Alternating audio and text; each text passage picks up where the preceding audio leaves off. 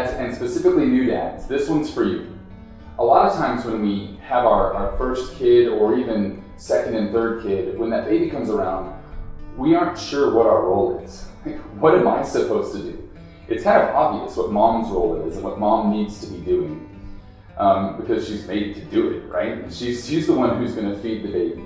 And even if she's not physically feeding the baby from herself, she's also typically the one who's feeding the baby with the bottle or whatnot. So what is our role as dad? What do we do?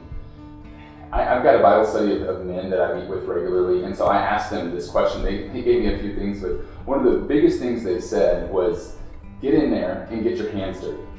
All right, so this isn't a time to be passive and to sit back and let mom do everything. We actually need to step up and do things that may be out of our comfort zone. I don't know how to hold a baby. I'm gonna drop it. I'm afraid that I'm gonna hurt it. It's so tiny. Or, man, that diaper smells pretty bad. I don't know if I can handle that.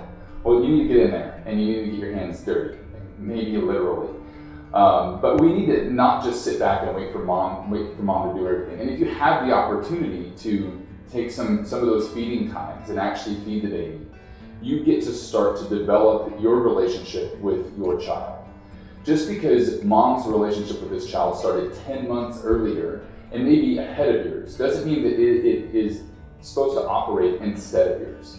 You need to start developing that relationship and forming your bond with your child.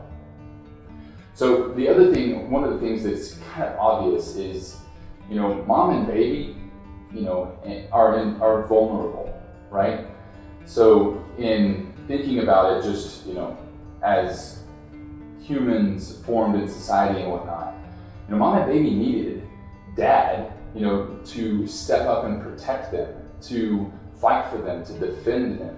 And we need to do the same thing even now, because so many people want to have time with mom and baby. And in that time, that you need to protect that time for her so that she can have that time with your child, not so that everybody else can, because they are not your first priority. Your mom, your wife, and your baby are your first priority. Honestly, your mom is probably not your first priority because your mom's going to be the one that wants to be in there. So it's your job to protect. Think back to Joseph and what he had to do. He had to take his family and flee to Egypt to protect them. Now, it's unlikely that you'll have to flee to Egypt, but you are going to have to do difficult things. You may have to sacrifice a little bit on the relationship side of things with family and with friends to say, no, we need some time alone. You may need to sacrifice personally. As you have more and more kids, you're going to need to sacrifice more and more. You may have to lose that annual hunting trip, that annual guys weekend. You may have to sacrifice on things that you want to do, hobbies and whatnot, so that you can focus and give that time to your family, to your child. But I also want you to think about how Joseph got that message. He was given that message of what to do for his family from an angel, right? Sent by God. So that means Joseph was a man of prayer. So you need to be a man of prayer so that you can discern what it is God wants you to do for your family, how he wants you to protect them, and how he wants you to fight for them, what it is you might need to sacrifice for them. So basic message is don't stand back and say, oh, this is mom's job. Just because the typical role of the dad is to be the provider, to be the main breadwinner, doesn't mean that you aren't supposed to also be in there and be nurturer, be in there and get to know your baby, spend time with your baby. Some of my favorite times with my children are napping together on the couch.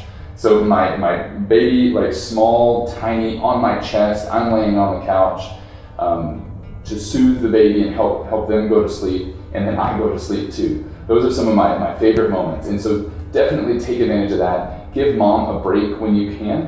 When baby's sleeping, mom should be sleeping, and you're the one watching out, making sure baby's safe. And mom needs to trust that you've got that. And then you can actually probably keep the baby happy a little bit longer when the baby wakes up so that mom can sleep just a little bit longer. So dads, don't be afraid to get in there.